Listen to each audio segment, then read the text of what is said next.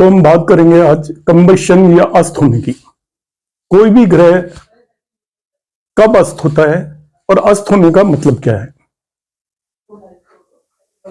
सभी ग्रह सूर्य के अराउंड चक्कर लगाते रहते हैं, राउंड लगाते रहते हैं, सूर्य के अराउंड घूमते रहते हैं और वो राशियां परिवर्तित करते रहते हैं, एक राशि से दूसरी राशि में एंटर होते रहते हैं। इनमें जो सबसे स्ट्रॉन्ग ग्रह है या प्लेनेट है जिसकी लाइट सबसे ज्यादा होती है वो सूर्य या सन है। तो सूर्य के पास यदि कोई भी चीज जाएगी तो वो जल जाएगी या एक तरीके से अस्त हो जाएगी, उसका असर समाप्त हो जाएगा। जैसे कि कहीं पर एक राजा है, मंत्री है, तो मंत्री का अपना एक असर है, वो अकेला है तो उसका असर है, वो सर्वे सर्वा है, सब लोग उसको पूछेंगे। मगर जैसे ही वो एक राजा के पास जाएगा तो मंत्री की कोई पूछ नहीं होगी, उसकी सारी जो भी पावर है वो खत्म हो जाएगी और सारी पावर उस टाइम राजा की होगी। ऐसा नहीं है कि मंत्री के अधिकार खत्म हो जाते हैं, मगर जब राजा है तो सब लोग राजा को ही पूछेंगे। राजा के सामने बाकी सभी लोगों की पावर या जो भी ताकत है वो खत्म मानी जाती है, पूछ नहीं रहती। उसी तरीके से सूर्य सभी प्लैनेट्स का राजा है, किंग है। तो सूर्य के पास जब भी कोई ग्रह पहुंच जाता है तो उसे अस्त या कंबस्ट माना जाता है। उसका मैं आपको साइंटिफिक रीजन बताता हूं। हमारी एस्ट्रोलॉजी इस बात पर बेस्ड है कि ये सभी ग्रहों से कोई रेडिएशन या जिसे विकिरण बोलते हैं वो अर्थ पे आते हैं और वो हम लोगों के ऊपर गिरते हैं और उस रेडिएशन के हिसाब से हमारी बॉडी के अंदर चेंजेस होते हैं, हमारे दिमाग के अंदर उनका असर होता है। मगर जब कोई भी ग्रह सूर्य के नजदीक पहुंच जाता है तो सूर्य के रेडिएशन या सन के रेडिएशन इतने ज्यादा स्ट्रॉन्ग होते हैं कि उनके सामने उस ग्रह के रेडिएशन एक तरीके से नेग्लिजिबल हो जाते हैं, नहीं के बराबर हो जाते हैं, तो उनका असर खत्म हो जाता है। इसलिए उस ग्रह को अस्त माना जाता है या कंबस्ट माना जाता है। तो कोई भी प्लेनेट सन के क्लोज जाएगा तो वो उसके जो भी रिजल्ट हैं वो काफी कम हो जाते हैं, इसलिए उसे कंबस्ट माना जाता है। यहां पर कंबस्ट का मतलब जलना नहीं है, कंबस्ट का मतलब उसके जो सिग्निफिकेशंस हैं वो रिजल्ट देगा, उनमें बहुत कमी आ जाएगी। और कमी आने की वजह यह है क्योंकि जो सन है उसका इतना स्ट्रॉन्ग इन्फ्लुएंस होगा कि जो भी रेडिएशंस हैं वो आप तक नहीं पहुंचेंगे। या मैं तीसरे तरीके से बताता हूं, सन इतनी ज्यादा एनर्जी होती है, इतनी ज्यादा लाइट होती है उसके अंदर कि उसके पास जो भी प्लेनेट क्लोज चला जाएगा तो वो आपको दिखाई नहीं देगा। आप उसकी तरफ देखेंगे तो वो दूसरा प्लेनेट स्काई में कहीं नजर नहीं आएगा। तो सूर्य हर एक दूसरा प्लेनेट जो उसके पास आएगा उसकी सभी एनर्जी को एक तरीके से डिसअपियर कर देगा, तो उस पर्टिकुलर प्लेनेट का कोई भी असर नहीं होगा। इसलिए कुंडली के अंदर जो भी ग्रह अस्त हो जाते हैं, अस्त तब माने जाते हैं जब वो सूर्य के बहुत क्लोज हो, तो उनके रिजल्ट हमें नहीं मिलते, उसे हम कमजोर मान लेते हैं। अब अस्त कब होता है मैं आपको टेक्निकली कुंडली के अंदर बताता हूं कि हम किस तरीके से देखेंगे कोई भी ग्रह अस्त है। कुंडली के अंदर ये 12 भाव होते हैं, इनके अंदर राशियां होती हैं। यहां पे मैंने राशि प्लेस की हुई है 4, 5, 6, 7।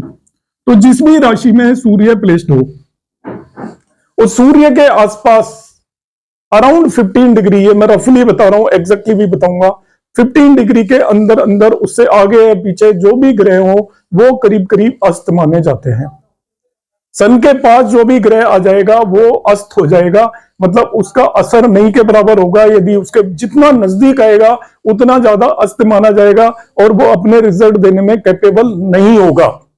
तो कंबस्ट प्लेनेट जब भी कुंडली में आप देखें तो आप ये जरूर सोचें कि ये एक कमजोर ग्रह हो गया है और इसके रिजल्ट हमें नहीं मिलने वाले हैं।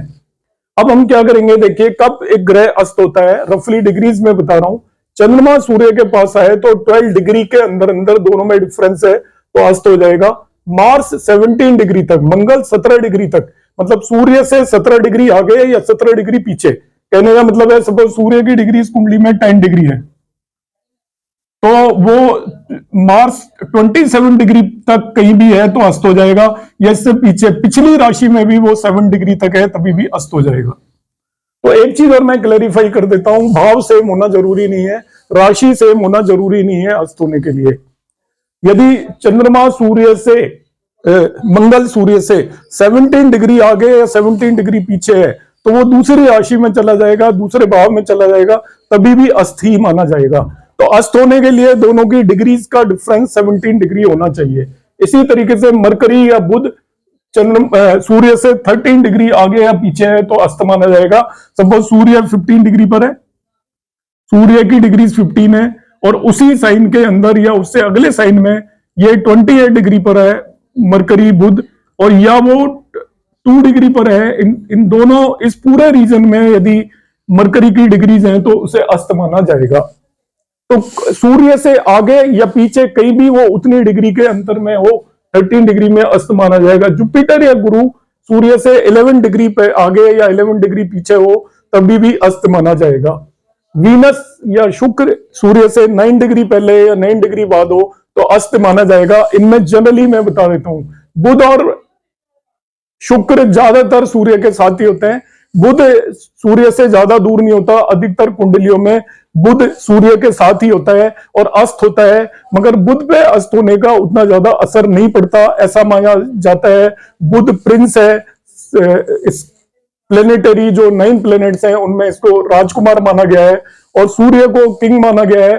तो किंग राजकुमार को उतनी बुरी तरह अस्त नहीं करता। तो बुध के केस में हम ज्यादा असर तभी मानते हैं जब बुध सूर्य के बहुत ज्यादा नजदीक आ जाए, 3 डिग्री से कम आ जाए तो उसे हम अस्त मानेंगे। 3 से ज्यादा है तो बुध कमजोर होने के बावजूद भी अपने रिजल्ट देने में कैपेबल होता है। तो ये मैंने सभी ग्रहों की डिग्रीज बताई। इसी तरीके से शनि या सैटर्न सूर्य से 15 डिग्री के अंदर अंदर हो, आगे या पीछे कहीं भी हो, एक भाव के अंदर हो या किसी दूसरे भाव में चला गया हो, सेम राशि में हो या दूसरी राशि में चला गया हो, मगर दोनों के लॉन्गिट्यूड या भूगांश में 15 डिग्री का यदि अंतर आ रहा है तो शनि को भी अस्त माना जाएगा। नेक्स्ट हम जब बात करेंगे, इसमें क्या होता है कि कुछ प्लेनेट वक्री या उल्टी दिशा में मूव करते हैं, वो मैं भी बताऊंगा लेटर ऑन इसी क्लास के अंदर। जब वक्री होते हैं तो वक्री होने पर भी वो अस्त हो जाते हैं, मगर वक्री होने पर केवल बुध और शुक्र ही अस्त माने जाएंगे। वक्री होने पर और कोई भी प्लेनेट अस्त नहीं होता, क्योंकि बाकी सब वक्री होते हैं तो वो सूर्य से बहुत दूर होते हैं तो वो अस्त हो नहीं सकते। मंगल, शनि और आपका जुपिटर, ये तीनों वक्री तब होंगे जब सूर्य से वे 5वें, 6ठे, 7वें और 8वें भाव में है। तो 5वें, 6ठे, 7वें और 8वें भाव में जो ग्रह है वो सूर्य के नजदीक हो नहीं सकता, इसलिए वो अस्त नहीं होते। मगर बुध और शुक्र, वीनस एंड मरकरी ऑलवेज सूर्य के आसपास होते हैं। वो डायरेक्ट मोशन में भी आसपास होते हैं, सीधी मोशन में भी आसपास होते हैं और रेट्रोग्रेड मोशन में भी सूर्य के आसपास होते हैं। तो वो वक्री होते हुए भी अस्त हो जाते हैं। तो मरकरी जब वक्री होकर अस्त होगा तो वो सूर्य से 12 डिग्री आगे या पीछे होना चाहिए, और शुक्र जब अस्त होगा तो वो 8 डिग्री आगे या पीछे होना चाहिए। तो ये मैंने अभी आपको बताया अस्त होने का। तो अस्त होने का आपको मेनली ध्यान रखना है, जब भी आप किसी भी कुंडली को एनालिसिस करेंगे तो हम देखेंगे, आप किसी भी मोबाइल ऐप पर जाएंगे तो वहां पे लिखा होता है ये अस्त हो गया, तो आपको डिग्रीज का उतना ज्यादा ध्यान नहीं है तभी भी कोई बात नहीं है, पर आप रफली ये याद रखें कि 15 डिग्री के आसपास ये सभी प्लेनेट अराउंड 15 डिग्री के आसपास अस्त हो जाते हैं। 15 डिग्री से कम है तो वो करीब करीब सभी अस्त होते हैं। तो यदि अस्त प्लेनेट है तो उसके रिजल्ट देने से पहले 2 बार सोच लें, क्योंकि वो पूरे रिजल्ट देने में कैपेबल नहीं होगा।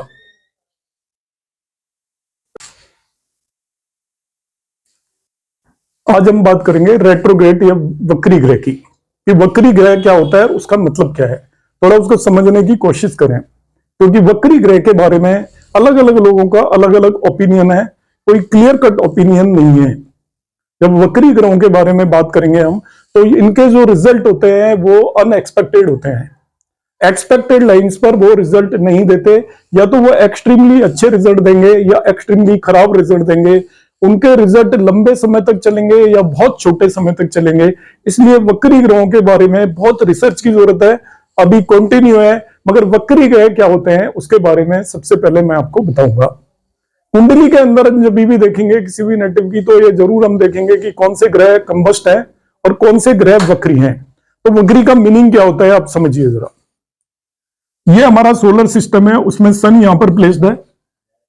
सन के जो सबसे नजदीक ऑर्बिट में जो मूव करता है वो मरकरी या बुध करता है, उससे अगले ऑर्बिट में फिर शुक्र या वीनस मूव करता है, और उसके बाद अर्थ मूव करती है। तो सन से अर्थ के बीच में जो दो प्लेनेट आते हैं वो वीनस और मरकरी है, इन्हें इंफीरियर प्लैनेट्स बोलते हैं। इसके बाद अर्थ के बाद जो प्लेनेट आता है आपका वो मार्स है, वो सन और अर्थ के ऑर्बिट के बाहर है।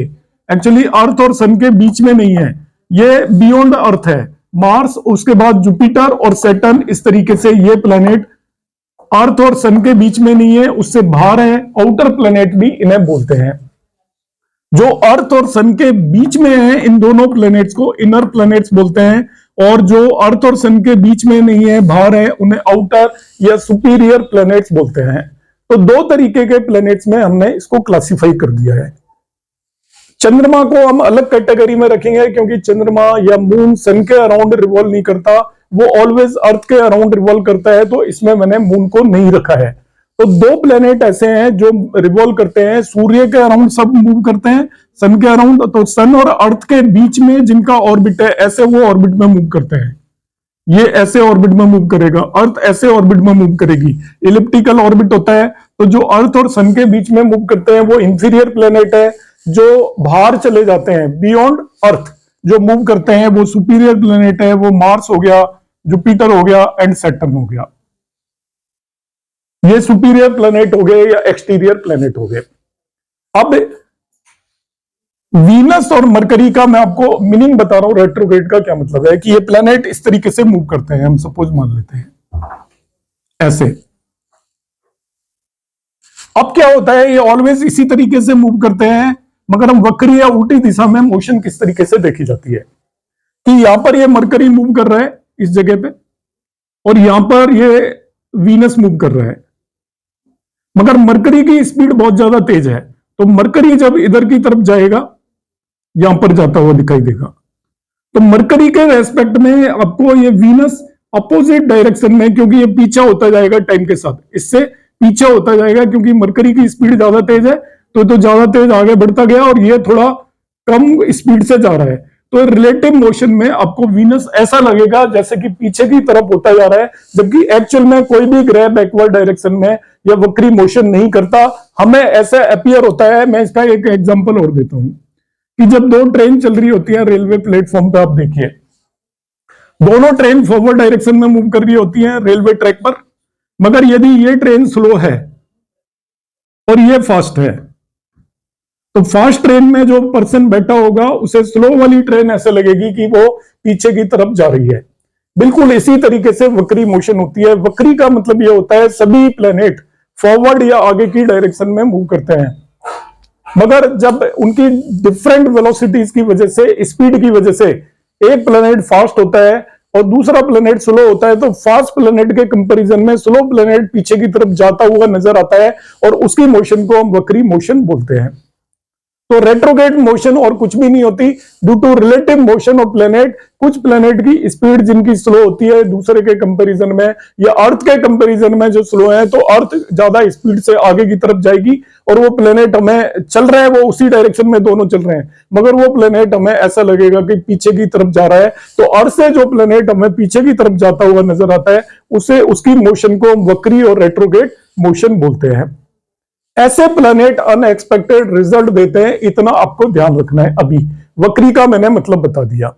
अब जो एक्सटीरियर प्लेनेट है, मार्स, जुपिटर एंड सैटर्न, ये कुंडली में जब भी वक्री होंगे तो वो सूर्य से 5वें, 6ठे, 7वें और 8वें भाव में हो तो ही वक्री होंगे। मैं बताता हूं, देखिए किस तरीके से देख रहे हैं आपको।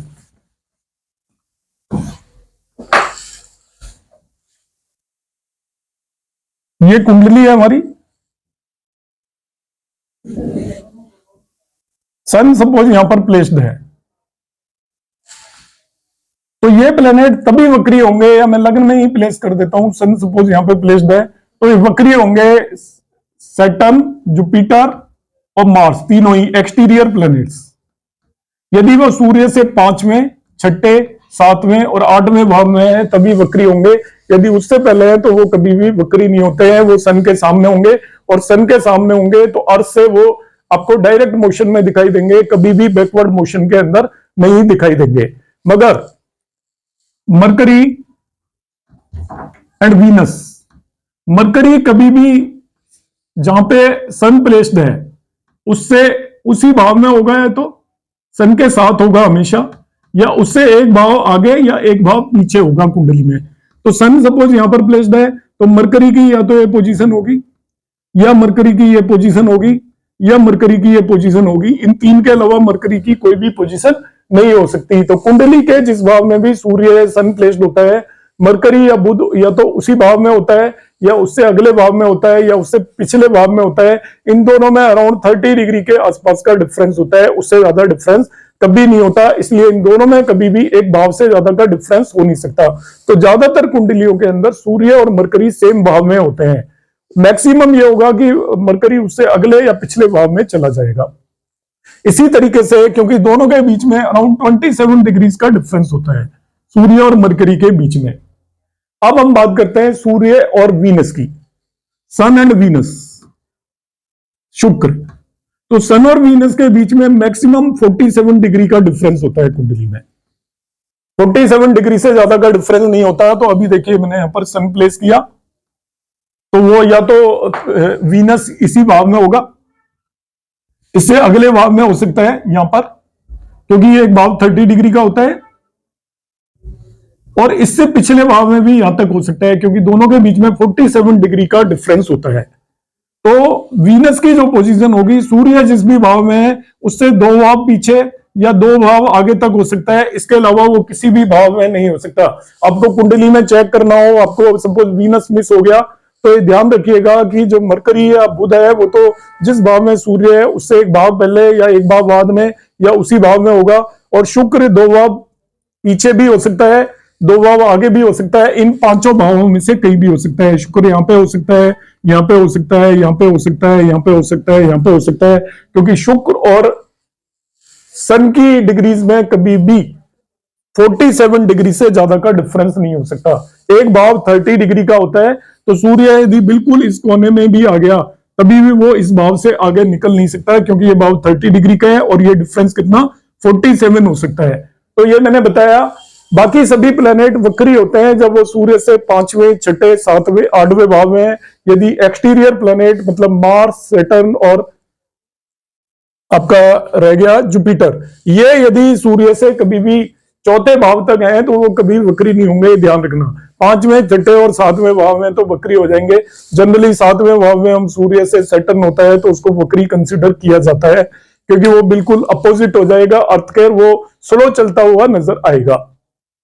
तो अभी मैंने आपको बताया वक्री प्लेनेट कब होते हैं और वो किन किन हाउसेस के अंदर होते हैं। वक्री प्लेनेट के रिजल्ट अनएक्सपेक्टेड होते हैं, तो जब भी हम कुंडली को एनालिसिस करेंगे तो हम इन 2 प्लेनेट को अलग से सेपरेट कर लेंगे।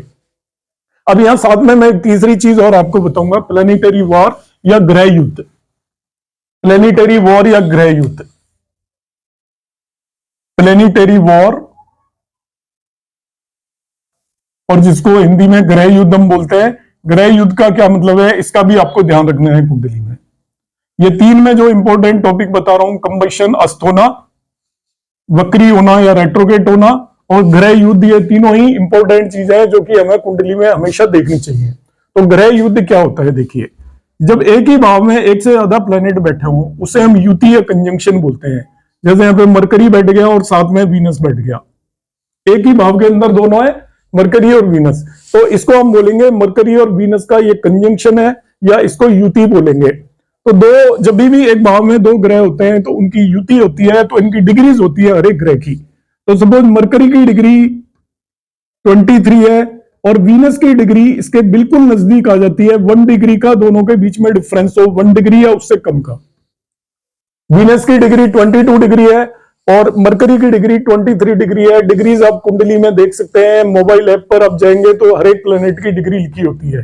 तो किसी भी भाव के अंदर जब भी आपको 2 ग्रह नजर आ जाए तो आप दोनों की डिग्रीज जरूर चेक करिए। यदि दोनों की डिग्रीज में 1 डिग्री से कम का डिफरेंस है तब इन्हें हम प्लेनेटरी वॉर या ग्रह युद्ध में मानेंगे। तो ग्रह युद्ध क्या होता है, जब एक ही भाव में एक साथ 2 ग्रह बैठे होते हैं और उन दोनों के बीच में 1 डिग्री से कम का डिफरेंस होता है, सेम राशि में होंगे जनरली वो, और 1 डिग्री से कम का दोनों के अंदर डिफरेंस है तो वो दोनों युद्ध में माने जाएंगे, वॉर में माने जाएंगे, एक दूसरे से वॉर में होंगे।